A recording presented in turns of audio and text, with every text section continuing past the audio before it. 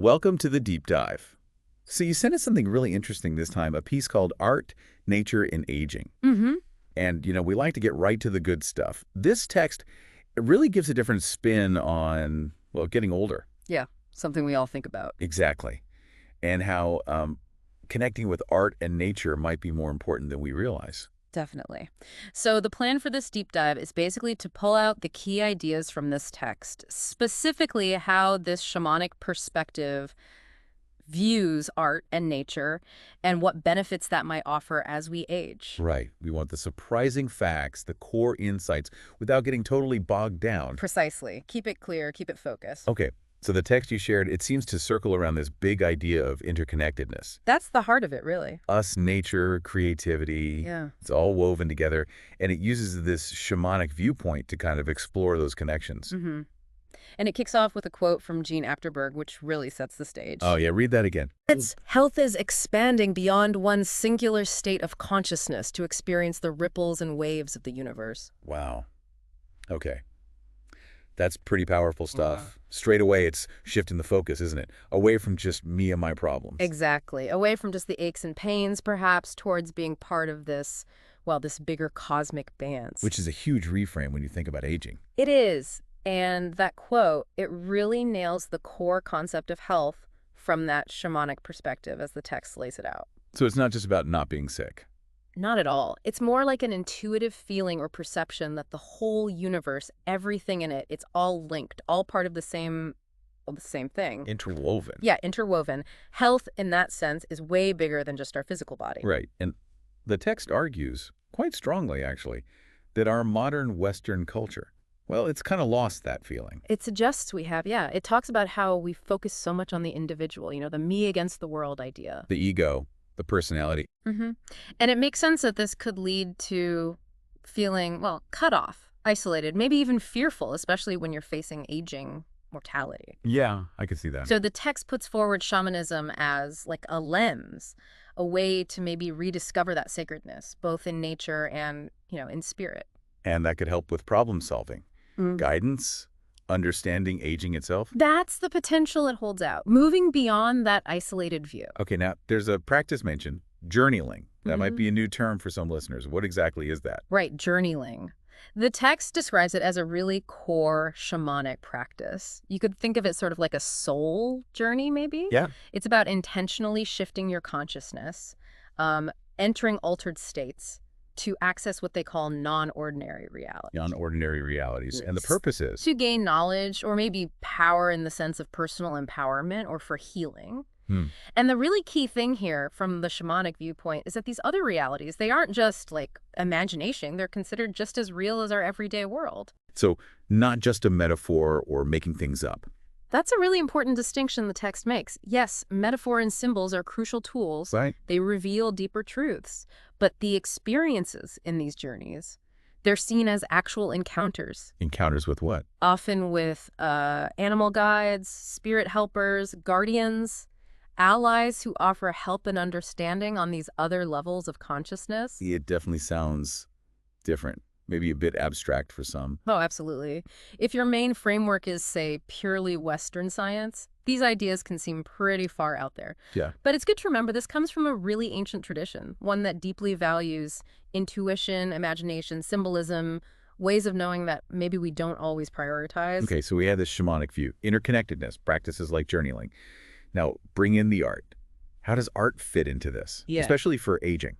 Well, the text gives this really interesting example from an art college experience. Oh, yeah. Where spirituality and art being used for communication were actually seen as more important than just, technical skill. Huh. So the goal wasn't just a pretty picture. Not primarily, no. It kind of pushes back against the modernist focus on just aesthetics, how it looks. Right. Instead, the shamanic lens, as presented here, values the impact, the psychological, the spiritual effect of actually making the art. The act itself? Exactly. The text even suggests art objects aren't like separate things. They can carry a message, an energy. Interesting. And then there's Florence Kleinsteiber. Tell us about her work. Yes. Florence Kleinsteiber, her story is central. She ran this work and transformative studio specifically for older adults. A transformative studio. Yeah. And it's key to note, this wasn't standard art therapy like you might think of clinically. Okay, so what was the focus? The process, really emphasizing the creative journey itself and each person's unique expression. And nature was often a huge source of inspiration for them. So she wasn't trying to teach them perfect technique. Not the main goal, no. Florence herself had faced a lot of hardship, apparently, and found real solace in nature. That really shaped how she taught.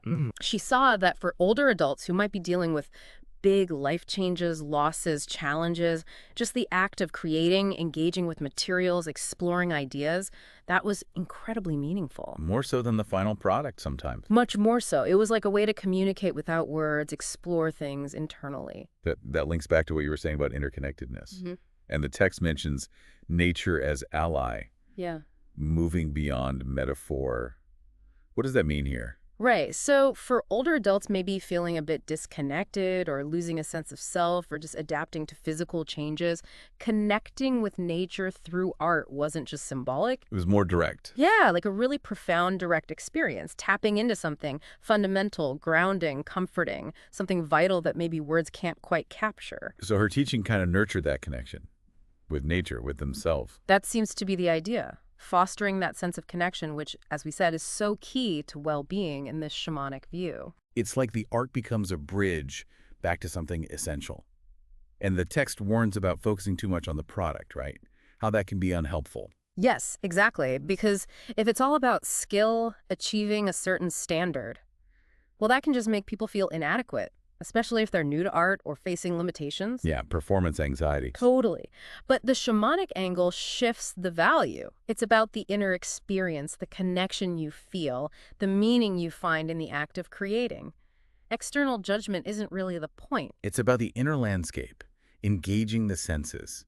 Which actually brings us to the next point, the importance of sensory connection with nature itself. Absolutely. The author shares this very personal bit about finding comfort, like a blessing, just by being fully present in nature, really using all the senses. Not just looking, but really feeling it. Exactly. Immersing yourself. Sights, sounds, smells, textures, the whole sensory experience. And the text mentions things like weather, clouds, rain, how they provide a kind of language. Mm-hmm. A connection that maybe bypasses our purely rational intellectual minds. It's like nature speaking directly to us on a different level. And there were examples, creative explorations. Yes. Really practical exercises suggested in the text. Things like really noticing the wind on your skin or the different textures of leaves, the smell of rain on dry earth. And using those specific sensory details as the starting point for art. That's the idea. Tune in, let that sensory input guide the creative flow. It sounds like a fantastic way to just be more present, more aware. Grounded. Yeah. And the text suggests these explorations could even be like gateway tools. Gateway tools to what? To potentially other realms of experience, deeper imagination. It's an intriguing thought, isn't it? It really is, like opening up your perception through your senses first. Mm-hmm. You engage the senses in the natural world, and that potentially opens doors to wider experiences, richer creativity, maybe even deeper self-understanding. Okay, so building on all this, interconnectedness, sensory experience. The text then does something really interesting. It talks about aging itself as a kind of shape-shifting. That's a really powerful metaphor, isn't it? Shape-shifting. It is. So it's not just the obvious physical changes. No, it's also the shifts in, like, our identity, our roles in society. Think about retirement or kids leaving home or changes in physical ability. We can feel like you're becoming someone different, transforming. Exactly. And the text suggests that making art, especially within this kind of shamanic-inspired framework, can actually support that shape-shifting process. So, by giving you a way to express those changes, to integrate them, to maybe move beyond feeling limited by them and embrace new ways of being. so the art becomes a tool for processing those transformations. Yes, precisely. A way to explore, make sense of it all, give form to feelings that might be hard to articulate otherwise, like visually representing and accepting the new shapes your life is taking. There's a really touching example in the text, isn't there? Rugh Stoffer. Oh, Rugh Stoffer's story is incredibly moving. He lived with Parkinson's disease. Right, and his art, a Proud Eagle series. Despite his physical challenges, which were significant, that art became this incredible outlet for him, a way to express his inner strength, his spirit, a sense of freedom that maybe his body couldn't fully express anymore. So the eagle wasn't just a bird. It's interpreted as this powerful symbol, yeah. a metaphor for his own resilient spirit, kind of soaring above the physical limitations. And the text describes his art as merging nature and spirit, Mm. like showing this deep connection to life, even while facing mortality. It does. It's like his art was this testament to his inner vitality, his connection to the life force. Wow. And it really highlights another point the text makes about the inherent mystery in both nature and aging. Uncertainty. Yeah. And art, in this view, becomes a way to explore that mystery, to find personal meaning within it, to connect with something bigger than just our individual struggles. Okay, so let's try and pull these threads together. This deep dive into art, nature, and aging, seen through this shamanic lens, it really keeps coming back to interconnectedness, doesn't it? That's the central theme, absolutely. And how vital that sense of connection is for health, for well-being, especially as we navigate aging. We've talked about how the sort of standard Western view might be a bit limited, The focus on the individual. and how these shamanic ideas offer a way to maybe reconnect Mm. with nature, with spirit, with ourselves. Yes, tapping into those inner resources. And then the power of art, not just as a hobby.